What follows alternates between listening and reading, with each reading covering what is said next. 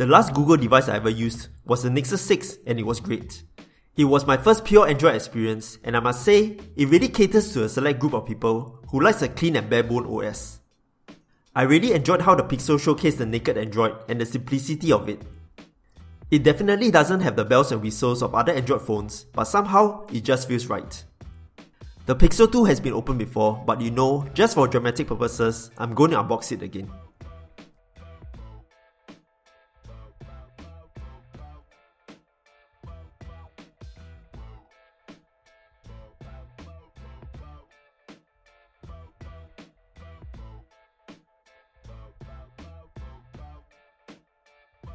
The first generation Pixel had an overhauled design that isn't quite the same as the Nexus generation. The dual material aluminium at the bottom and the glass at the top brings a nice contrast. These design elements is brought over to the Pixel 2 XL, with largely the same look, but with a glass that is not over the sensor. The back has a nice rough texture that's easy to grip as well, and the glass portion will be a fingerprint magnet. The top and bottom bezels houses the front-facing speakers, which is very loud, and although the bezels are quite thin, it's still comfortable to hold it in landscape. Going to the fingerprint sensor, the placement is just nice for the index finger to rest on, without touching and smudging the glass. Unlock speed is very fast and will work when the screen is off as well. The glass display comes with 2.5D glass that curves nicely to the metal frame, and the back also does the same. Moving on to the buttons, the volume rocker and power button are very tactile and provides a nice feedback.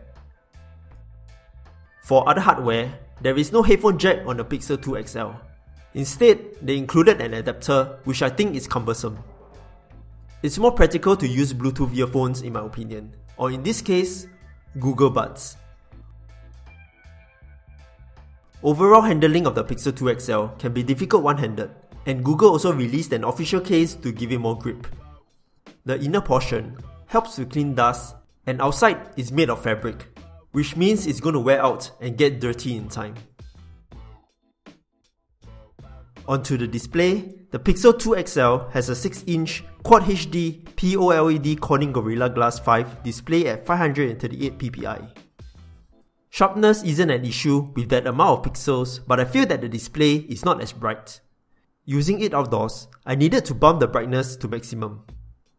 One thing I noticed immediately when I got my review set is the blue tint when tilting the phone. It reminds me of the blue light tempered glass, which in my opinion is kind of annoying. To me, it's too obvious not to notice. As you might have already heard about the burn-in issue of the display, it's also apparent on my review set. It's difficult to notice with daily use, and apart from checking in on purpose, it wasn't really obvious.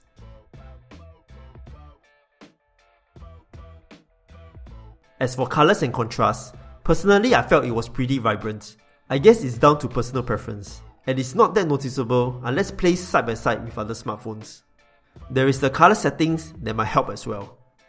The Pixel 2 XL is available in 64 or 128GB of storage and 4GB of RAM. In case you are wondering, it supports USB OTG through the USB-C port. For those that are still using the normal USB thumb drive, they also included a quick switch adapter that can be used to bridge the connection. The actual purpose for the adapter is for easy migration to the Pixel from another iOS or Android device. If you are worried about storage space, it comes bundled with free unlimited, original quality storage on Google Photos until the year 2020. Other specs include NFC, Wi-Fi 802.11a, b, g, and AC, Bluetooth 5.0, IP67, water and dust resistance, and a 3520 mAh battery. Google devices has always featured top-of-the-line specs, and this time it is no exception. It's powered by the Snapdragon 835 and Adreno 540, more than enough for today's gaming needs and daily tasks. Antutu scored 159743 and Geekbench scored 1895 for single core and 6222 on multi-core. Anything from launching and switching apps, swiping on the UI, and gaming is flawless. Multitasking is never an issue with the 4GB of RAM. There wasn't any overheating when gaming for longer durations, and that is good news.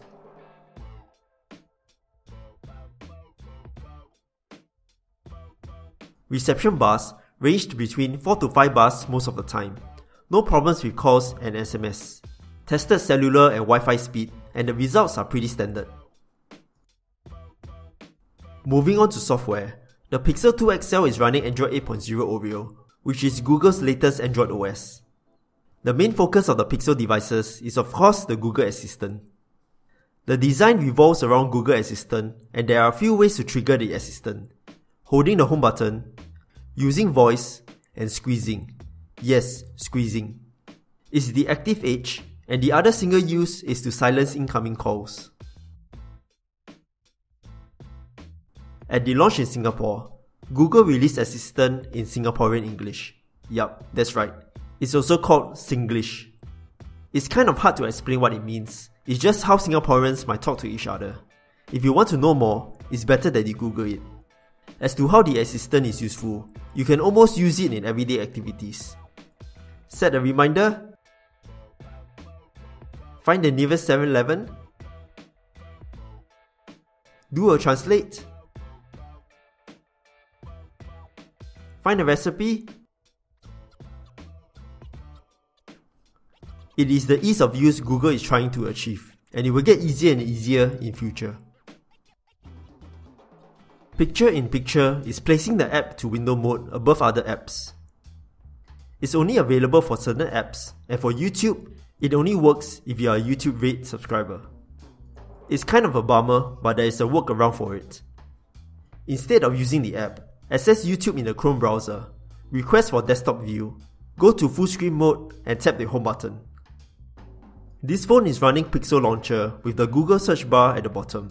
Swiping to the right shows news in the form of cards, and you can customize what kind of feeds and notifications that you want to show. You can add widgets, change wallpapers, and even change the icon shape.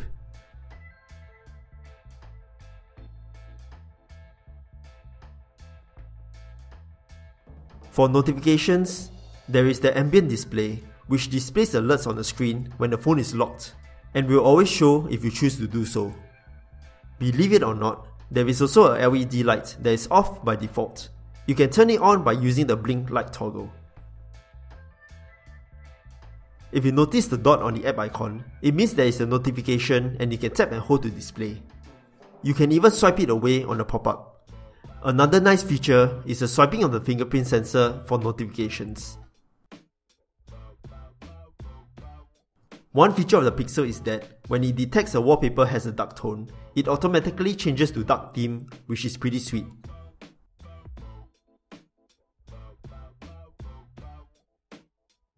Smart Storage will automatically clear older photos and videos that have already been backed up in the event your storage is full. You can choose between 30, 60 or 90 days duration. Smart Lock keep the Pixel unlocked if it's safe under certain conditions. The trusted face unfortunately didn't work for me. A couple of gestures that are quite useful is the double tap power button to launch camera, and flip phone to toggle between back and front camera.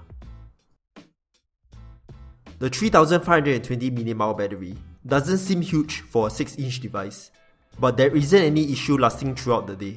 Even with ambient display on, it's able to last at least 12 hours a day with about 10 to 20% battery left. Screen on time was about 5 to 6 hours depending on usage. Heavier use will definitely drain the battery faster. The phone comes bundled with an 18-watt charger to take advantage of the fast charging. During my test, it took around 2 hours and 15 minutes to charge from 0% to 100%, which is pretty decent, but I have seen phones that are faster. There is also a battery saver mode that can help extend battery life, and you can set it to turn on at certain battery percentage. As for the camera, DxOMark gave the Pixel 2 XL a score of 98 for a smartphone, highest rated currently. I will usually take benchmarks with a pinch of salt, and prefer to rely on real experience. It comes with a 12.2MP back shooter and an 8MP front-facing camera. There are just a few camera modes like Panorama, Photosphere, and Portrait. There is actually an option for HDR control that lets you choose different types of HDR, but leaving it to auto works best in my opinion. Focusing and shutter speed is really quick in daytime shots and photos.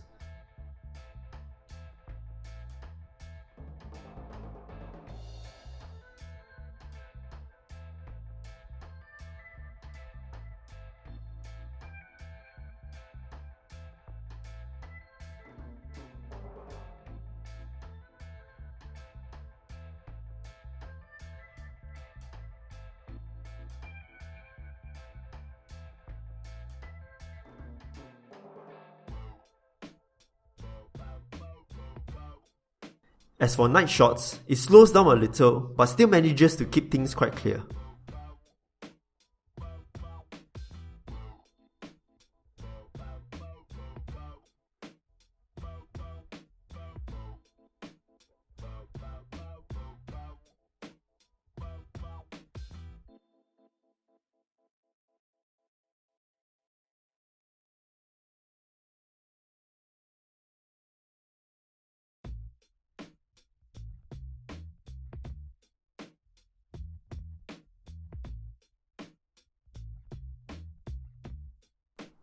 Macro shots are pretty good as well, but as usual, zooming will definitely be grainy.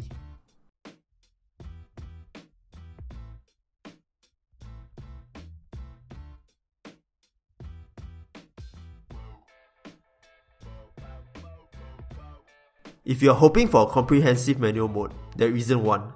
The settings you can adjust is focus and exposure lock, and white balance.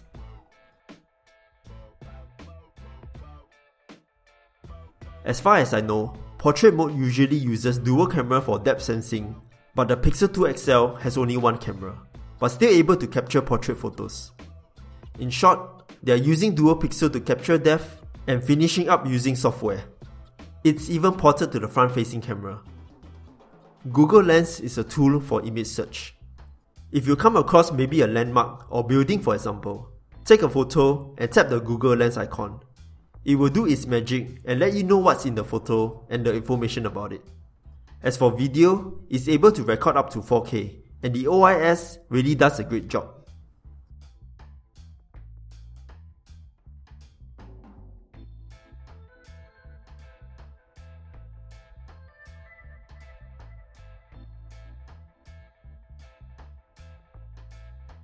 The Pixel 2 XL has its flaws like any other smartphone, but it's still a very capable phone. I really enjoyed the simplicity of pure Android, but still having the right amount of features. The camera is really good, perfect for point and shoot, and I really like the front-facing speakers and the texture of the metal back. If the battery was a little bigger, that would be perfect. But as for the display, personally, the blue tint is a little overwhelming to me. It's going to differ from person to person, and if you don't mind the display, I think the Pixel 2 XL is really worth to get it. For Singaporeans, the Pixel 2 XL is already available at Singtel stores island-wide. That's all for this video. I hope you enjoyed it, and if you did, feel free to leave a like and subscribe to see more such videos. Thanks for watching and see you guys in the next one.